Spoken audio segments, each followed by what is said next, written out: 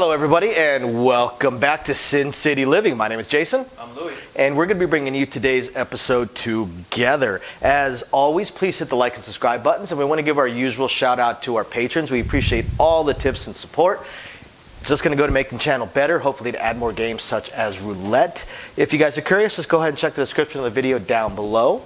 Now for today, we want to go over another strategy that was sent to us by some of our viewers. And if you have any strategies you would like us to discuss or film, by all means, email it to us at sincityliving.lv@gmail.com, and we would be more than happy to do it. So we haven't even really discussed this strategy yet, so we're just going to set it up and we're just going to go from there. Now he sent us 3 different strategies based on the table minimum. However, doing a quick glance at it, they're for the most part the same. We're going to start with the $10 table. So this looks like it is assuming there's already a point, just based on how this is laid out. I would assume there's already a point. So just mark any point, doesn't really matter. Let's do the 10. Okay, so we're going to lay the 4 for $100. All right. I'm assuming they have the $2 juice included. Well, they don't mention it in here, but yeah, they'll pay the $2 juice, so they're I'm gonna leave a right little there. tab over here. And then they will be 54 uptown. They're going to place everything else. Uptown. Uptown. Yeah. Just no 4 basically. Okay. Yeah, including. They'll be including. Oh, including. Yeah, Okay. they're going to do everything. Okay, I gotcha. Now, so that would be that's the core part of their strategy. However, it does get better. 54 uptown. I'm gonna take that dollar back. So for every roll, we are also going to hop the 4. Oh, geez. 284 on the hop, huh? $5. Oh, wow. That's Yeah, every roll. every single roll. And $15 hard 4. All day. 284. The $15. Hard All day hard 4. All day. $3 all day hard 6 and 8. Okay. Ooh. The tab is growing quite a bit. Hard 6. Hard 8. And now we're looking at a $4 hard 10. Okay. Okay, now that is their base setup. If the 6 or 8 hit, the 6, 8, or 10, they will parlay. So They're hard way? yes, they will parlay the 6, 8, or 10. Okay. So they say that so they have 86 invested. They have a lot more than that invested with that no 4, but they say only 36 at risk to a 7.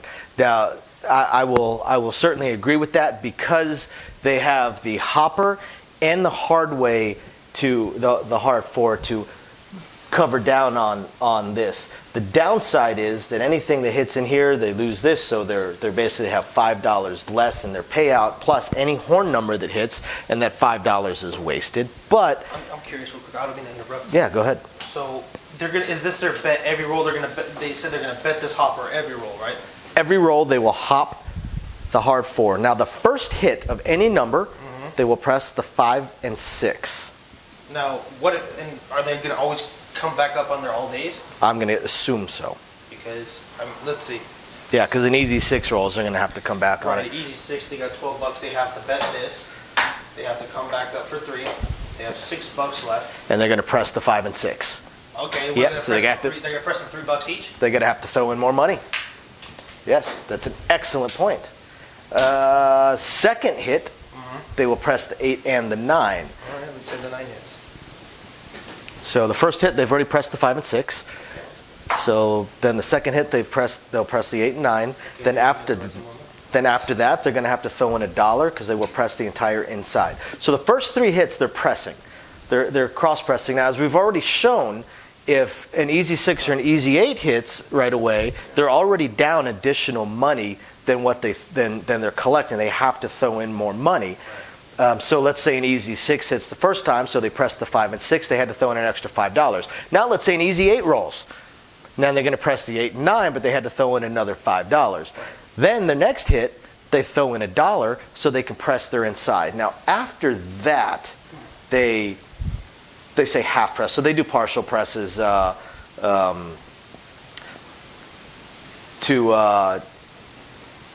wherever they're comfortable. Yeah, and in our history, to partial press until you're comfortable bringing down the lay, or do full presses until you hit something for over 100, then bring down the lay. So eventually they will bring down the lay.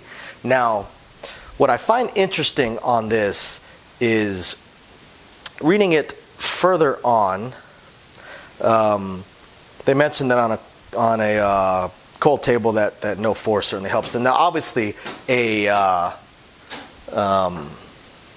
bunch of horn numbers is really going to throw them off. But really, looking at this, before I even read the rest of it, looking at this, what I see is this is almost the definition of a grind. For most roles, this is a player that is looking to win or lose, to generally only spend a few dollars every roll for hours. This is the kind of strategy you buy in for. You probably got to buy in for about $500 for this one, just to be comfortable. Because their initial bet is so high. Oh, just coming close to $200. Now, to them, everything is basically hedged and covered, but we already know that it's not.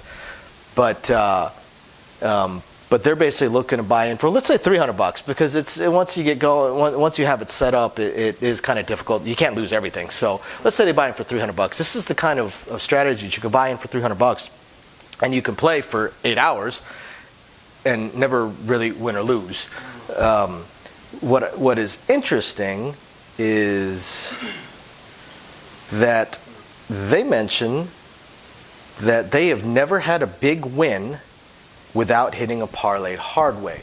Now, see, I think this is where we get into different ideas of big wins, because to me, as a dealer, having watched so many rolls and so many players win, a big win to me is... Big win to me is 50 times your buy-in. Basically, if you bought in for $100 and you're coloring up 5,000, to me that's a big win. Yeah. Because if you buy in for $100 and you are up $500, more often than not, I see those players continue playing because they're going to they think they turn 100 into 5, they can turn 5 into 2,500, and that's how they lose what they made. Right. To me, 50 times your buy-in is the point where most people will color up because they're happy with what they got, even 25 times. But so a big win to me is 50 times your buy-in. I've never seen someone get well, that's not true. One time I've seen someone get a big win off of just hard ways. I remember a guy that bought in for $100, and at one point they had about $11,000 in front of them, and all they were doing was hard ways. However, that's one time in how many years and how many thousands of rolls that I've seen, and that player gave it all back, because they seem to think that hard ways were the winning thing. So no, they grow on trees, hard ways are definitely not the strategy to a big win, unless you're going to parlay it up to the table max. I mean, a $200 collection is not a big win. A big win is the win that you come down on, you color up, and you go home because you've made more than you've gambled in the last year. Right. So that's their strategy is press the 5 and 6 first hit, press the 8 and 9 second hit, press the inside by throwing in $1 third hit, and unless the 10 were to roll.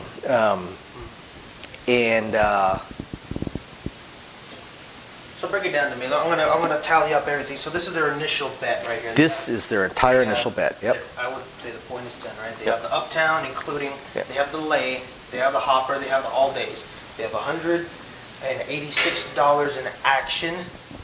And then break down to me the first hit, and I'll just keep adding money as we go. The first hit is, you know what? Throw the dice.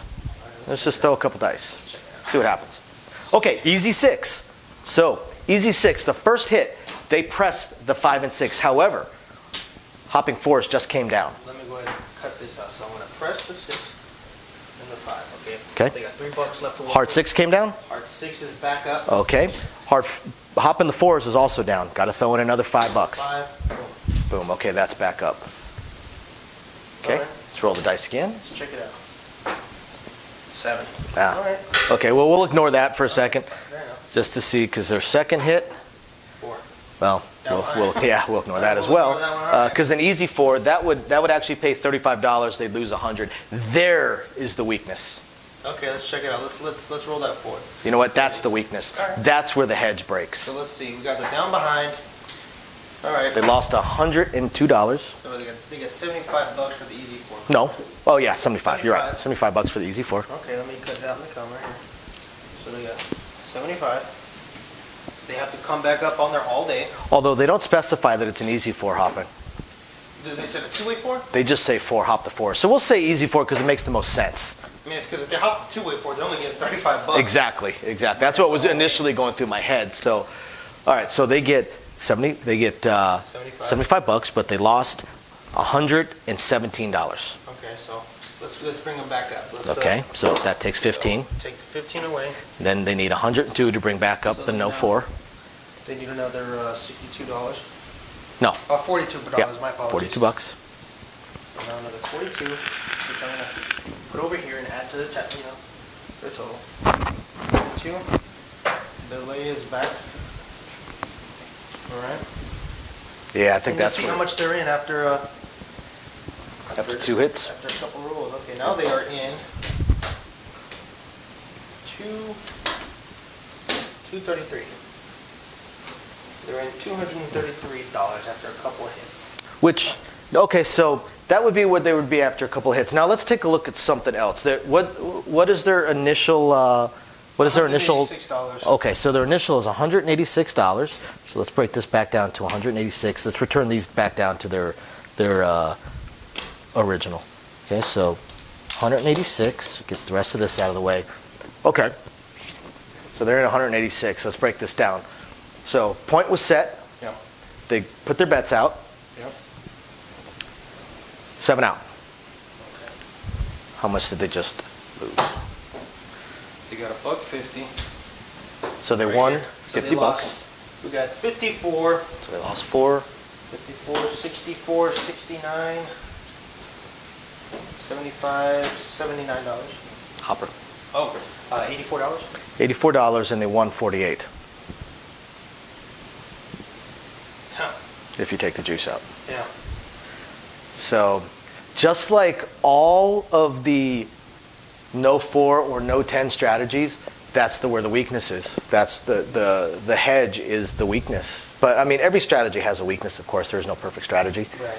But that is the weakness. And I will say that I actually have seen something very similar to this last week. I saw 3 or 4 players actually throughout the week that were playing the no 4 strategy. For some reason, 4 is more popular than the 10 Yeah. for the no 4. So I've seen a lot of people playing the $100 to $300 no 4, and then with various bets inside. And I can say over the last month that I've seen probably, honestly, 24 players, because the lays and don'ts have really increased in popularity the last month. Yeah. So I've probably seen 24 players playing the no 4 strategy with other bets, and I haven't seen a single one of them walk away with the table a winner. I have seen them up money at some point, but they don't walk away because they're not up enough money for them to quit. So they keep going and they end up losing it. Oh yeah. It's This isn't one of those strategies where you're going to have the win that is going to be so much for you to go, oh wow, yeah, I'm good, I am freaking happy, color me up, I'm out of here. This requires breaking the odds multiple times over a very long period of time in order to collect up enough money to be somewhere where most people would call it. Unless I'm reading it wrong. I don't know. I mean, you I already know how you feel, and you know how I feel about hedging strategies. They're kind of tough. There's a lot of weaknesses in strategies, as you said. Every strategy. Every yeah. strategy has a weakness. Could be you're playing aggressive and you don't get the chance to collect anything. You know, you get a 7 out, you lose. You left it all on the table. Could be a hot roll, you didn't make enough. Could be your head spot is your weakness. That's if you have a hedge, the hedge spot is almost always the actual weakness, not the strength. Right. It's, you know. maybe you're Regressions. waiting- Yeah, regressions. Maybe you're waiting on one particular number to hit and it never hits. You know, everything else hits just fine. You've been taking the same bet, but you're banking on that one number. You never hit it. Yeah, I mean, every strategy definitely has a weakness. To me, this is a grinder strategy. Yeah. So this is a strategy that if you want to play for 8 hours off of a fairly small buy-in, Right. by all means, go for it. Right. Be there for the drinks. You're there to have fun. You got some time to kill. Yeah. You know, you want to lose too much money. Why not? I can see it. The only real downside I see to this particular strategy is it's not really complicated, but it's got a lot of parts. So as soon as we set a point, Two dealers are going to have to spend about a minute each just dealing with your bets. Yeah. It's not one of those where it's just, oh, get me across, get me inside, get me that. No, it's, let me lay this for this much. Here's the juice. Now I need a cross. Okay, I want to get hard 4 for this much, hard 10 for this much, hard 6 and 8 for this much, and I want to hop this. It's a lot of things. It's not the, let me get 54 across and all the hard ways $3 each. Something that's simple, quick, easy to set up. So that is the only real gripe I have, is that this is a slow strategy to get rolling. I've got another one. How about a player or a dealer error? Let's say Yeah. the player forgets to throw back in their money and the dealer doesn't remind them. Yeah, like especially that hopper. Yeah. What if you hop something and you know the dealer's overwhelmed, or they're just being a jerk, and they don't want to bring you back up, or like I said, maybe they forget because there's a lot of other action going on, Or- and or they forget to keep you up, or you're busy getting a drink or something. I was just like about to say that. Cocktail Your waitress. Cocktail waitress comes by. Maybe you as a player, you're getting a drink. You don't get the chance to throw in whatever came down or press whatever you wanted to press, and the dice are already out. Then you get Yeah, you see it, you start to bet it, no bet, dice are out. Yeah. And then boom, easy for it. Players already got the dice in the air. You know what I mean? Yeah. Yeah, there's a lot of parts Yeah. to keep aware of, and most players are not really able to keep track of that many moving parts Right. every single roll. Right. You're right. That's a pretty big issue, especially if you have a maxed out table, 8 players per side. Right. It's a And you have all- smoking game. Yeah. You got all kinds. You got maybe one player betting come bets, place bets, don'ts, field bets. You got the hard ways, and then maybe one player's doing double presses. This player's doing that. This player's doing that. You got a couple players doing the hoppers every roll. You got that drunk guy that doesn't know what's going on. He's like, what do I do with my money? What's the box have to do with anything? No, I'm just Yeah, kidding. exactly.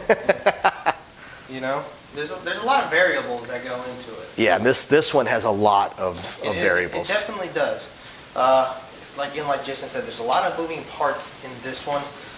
Like I said, maybe you're in a relatively slow game.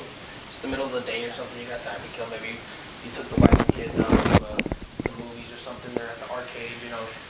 You went. Let me go put the table before the movie starts. You got like half an hour to kill. Maybe even an hour. Yeah. You got the wife a spa day, so you got 3 or 4 hours to kill while she's, Right, she's exactly. getting all that. Right, exactly. You just want to have a good time, by all means. Yeah, it's not terrible. It's not the worst strategy. Not at all. No. Not at all. There's a lot of things in it that definitely make sense Yeah. individually. No. So you got any other thoughts on this one? Would I play it personally? No. If I have time to kill, I wouldn't be playing at the table much longer. At the 7 roll, I like to leave it all out there. But like I said, I'm not one to say no against a nice drink or two. So if I had nothing but time to kill and the drinks were flowing, okay, I'd play. Yeah, I could- Maybe I might, maybe I won't. I don't know. It's the variations of it. To me, this has too many moving parts, and I can keep track of everything because I deal it. But I don't want to have to concentrate so much on the game and double check every single one of my bets to make sure I've came back up on whatever hit. I want to be able to just say press me 1 unit or press me or same bet, and then go back to whatever I'm doing. Talk to my wife, Right. or get my drink, watch the Right. game that's up on the TV. So yeah, I probably wouldn't play this. Right. All in all, you play the money you want to play it. It's your money. If I'm dealing to this, I'm not gonna be salty. There'd be a lot of dealers. They'd be like, I don't want to deal that.